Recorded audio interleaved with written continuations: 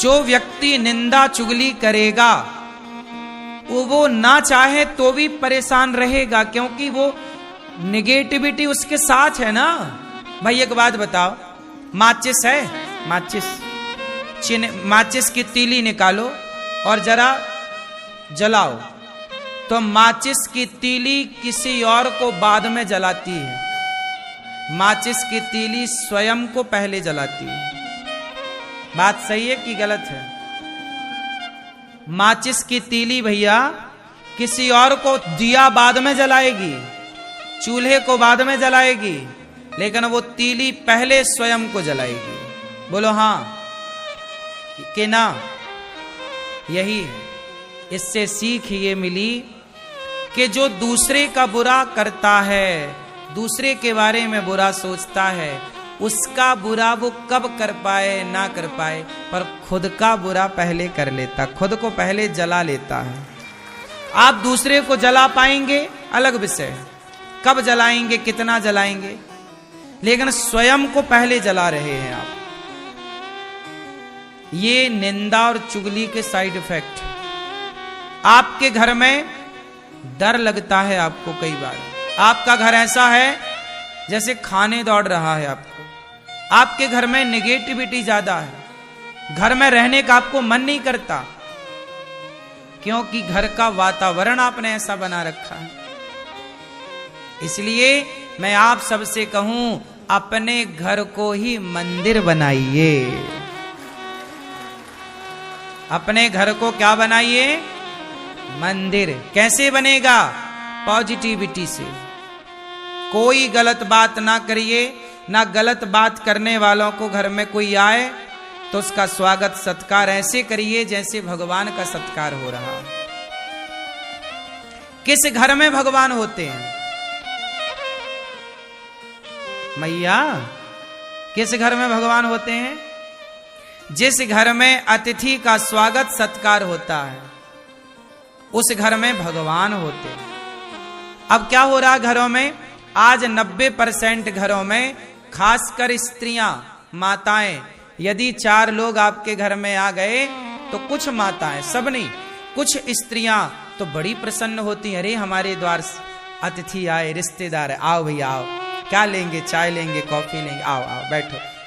अंदर से प्रसन्नता है कुछ स्त्रियों को कि मेरे घर मेहमान आए, मेरे घर अतिथि आए, मेरे घर साधु आए, मेरे घर ब्राह्मण आए, मेरे घर कन्या आई। कुछ लोग भीतर से खुश हो जाती हैं महिलाएं और पुरुष, अरे मेरे घर तो अतिथि आए, आओ क्या खाएंगे? ये खाओ, ये खाओ, ये खाओ, तुम्हारे लिए ये बनाएंगे, खाओ पियो। और कुछ लोग कैसे होते हैं, किसी के घर मेहमान आ गए तो उनका सिर चढ़ जाता है, अरे कहाँ आ गए, बनाना पड़ेगा खाना। मेहमानों को देख करके जिन स्त्रियों का सिर चढ़ता है, वो घर ही नरक की श्रेणी में चला जाता है, अपने आप नरक की लिस्ट में चला गया। उस घर में भगवान कभी नहीं आते। जिस घर अतिथि, जिस घर में नहीं आए, अतिथि का सम्मान जिस घर में नहीं हो, उस घर में भला भगवान का क्या काम है? इसलिए कहते हैं अतिथि देवो। जिस घर में मां प्रसन्न है, जिस घर में मां खुश, पिता खुश, अतिथि खुश, वहां भगवान भी चल कर जाते हैं।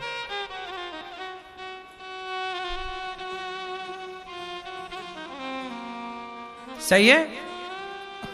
इसलिए मेरी मां, तुम गृहस्थ हो। वो स्त्रियां अच्छी नहीं होती जो अतिथि को देखकर मुंह बनाती हैं। वो स्त्रियां परम सौभाग्यशाली होती हैं। उन स्त्रियों से घर की शोभा होती है जो स्त्रियां अतिथि को देखकर प्रसन्न हो जाएं कि आज हमारे को भगवान ने सेवा करने का मौका दे दिया है, किसी को आज भोजन बना के खिलाने का अवसर दिया। अपना तो तुम रोज खाती हो, रोज बनाती हो, लेकिन जो किसी और के लिए बनाए खिलाए, साधु संत, दीन दुखी, ब्राह्मण, कन्या, तब ना आपके घर में अतिथि के रूप में भगवान, ना जाने किस रूप में नारायण मिल जाए। इसलिए स्त्रियों को कैसा होना चाहिए? इसलिए मैंने आपको कथा सुनाई कई बार कि माता यशोदा पिछले जन्म में धरा थी। माता यशोदा पिछले जन्म में कौन थी? क्या नाम था उनका? धरा। माता यशोदा पिछले जन्म में धरा थी और वो संतों की सेवा ही करती थी। कोई आए द्वार पर तो खिलाती, और काम क्या करती? जंगल की लकड़ियां काटती। पति पत्नी दोनों, नंद बाबा और यशोदा पिछले जन्म में ये दोनों पति पत्नी थे, और दोनों जंगल की लकड़ियां काट के बाजार में बेचते, जो पैसा मिल जाए तो द्वार पे कोई अतिथि आए तो खवाते थे। एक दिन इनके द्वार पर भगवान आ गए, और भगवान के लिए इन्होंने, जब इनके घर में खाने का रोटी नहीं थी तो किसी से मांगने चली गई कि पैसा उधार दे दो। उसने कहा कि तुम बड़ी सुंदर हो, बहुत अच्छी दिखती हो, यदि तुम अपने स्तन हमें दे दो तो हम स्तन लेकर के और फिर तुम्हें पैसे देंगे। मतलब वो आदमी चरित्र का खोटा था, माता धरा के चरित्र को चाह रहा था। पर माता धरा ने कहा कि तुझे मेरे स्तन चाहिए? हाँ। तो माता धरा ने अपने शरीर से अपने चमड़े को काट दिया, स्तनों को काट दिया, काट कर दे दिया, ये ले। और पैसे उतने लिए जितनी जरूरत थी, बाजार से सामान खरीद कर संतों को जब भोजन कराया तो संतों ने कहा कि ये आपके शरीर से रक्त कैसा? माता धरा ने कहा कि आप अतिथि हैं और आपके लिए भोजन था नहीं, मैं पैसे उधार मांगने गई तो उसने उधार दिया नहीं, कहा कि पहले अपने स्तन दो, तो मैंने अपने स्तन उसे दे दिए। चमड़ा ही तो चाह रहा था, तो मैंने चाकू से काट कर अपने स्तनों को उसकी हथेली में रख दिए। भैया तू ले, स्तन चाहिए ये, और पैसे लेकर मैंने भोजन आपके लिए तैयार किया। पूरा शरीर खून से भरा था माता धरा का, साड़ी पूरी गीली। अब सोचिए इतना घाव हो जाए तो कितना दर्द, जिसके पूरे स्तन काट दिए जाएं चाकू से, उस स्त्री को कितना दर्द होगा। तुम्हें जरा दूध पीने में बच्चा जरा दांत गड़ा दे तो तुम चिल्ला जाती हो कि कितना जोर से बच्चे ने काट दिया। चीख लेती है स्त्री।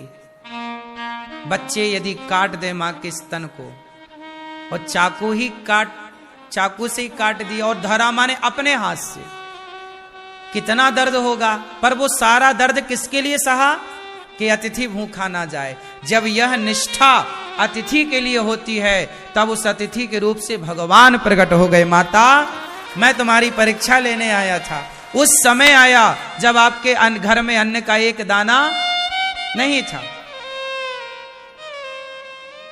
आपका मैं बहता हुआ लहू देख रहा हूं, खून देख रहा हूं। अगले जन्म में मैं आपका दूध पीकर आपका ऋण चुकाने आऊंगा। वही धरा यशोदा बनी और जगत के पालनहार परमात्मा को माता धरा की संत सेवा का ऋण चुकाने के लिए कृष्ण बनकर उनकी गोद में लेटकर माता का दूध पीना पड़ा। पैदा हुए देवकी से प्रकट भय प्रकट कृपाला तमद्भुतम बालक मम्बुजे क्षणम चतुर्भुजम शंख गदार युधायुधम।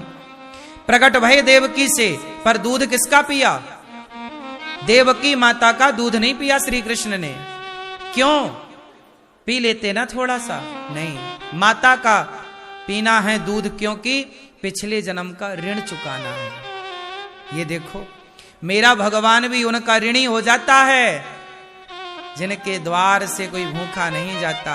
मैंने इन बातों को केवल कहा नहीं, पढ़ा नहीं, जीवन में इसलिए उतारा कि गौरी गोपाल में देखो कोई भूखा नहीं जाता, पता नहीं किस रूप में ईश्वर आए, भोग लगाए।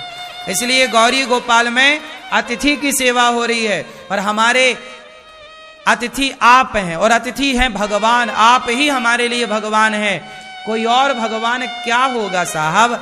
आप सब ही भगवान हैं। आप ही प्रसन्न हैं तो सब प्रसन्न हैं। क्यों जी, बात सही है? इसलिए गौरी गोपाल में अतिथियों को भरपेट भोजन मिल रहा है कि नहीं? बोलो हाँ या ना। कोई जात नहीं देखी जा रही है, कोई रूप रंग धर्म मजहब पंथ नहीं देखा जा रहा है, सबको पेट भर रोटी परोसी जा रही है। क्यों जी, बात सही है? सबके साथ गौरी गोपाल में एक सा व्यवहार है। आप रसोई में जाइए, सबको एक साथ भोजन में लाइन में लगकर सबको एक साथ भोजन मिल रहा है।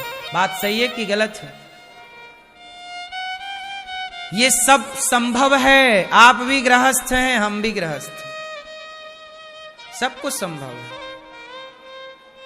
हमने अपने आसपास निंदा चुगली को भटकने नहीं दिया।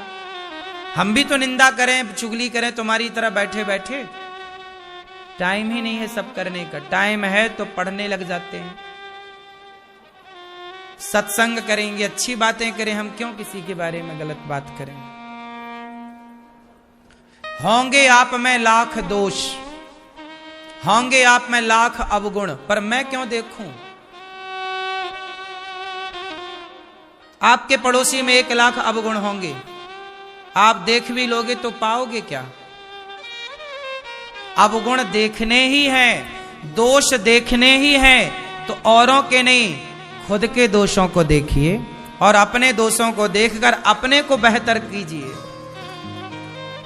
बुरा जो देखन मैं चला, बुरा ना मिलिया कोई, जो दिल खोजा आपुना, हमसे बुरा ना। मैया सुन रही हो मेरी मां?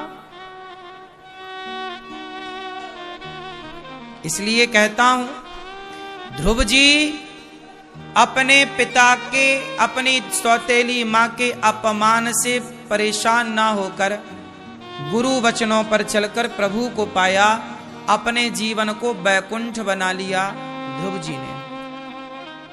इसलिए भगवान ने बैकुंठ खाली कर दिया ध्रुव के लिए। आपको बताऊं, ध्रुव जी किस लोक में रहते हैं? बोलो, ध्रुव जी कहां रहते हैं? ध्रुव लोक में। जैसे ब्रह्म लोक है, मृत्यु लोक है, स्वर्ग लोक है, ऐसे ध्रुव जी जहां रहते हैं उस लोक का नाम है ध्रुव लोक।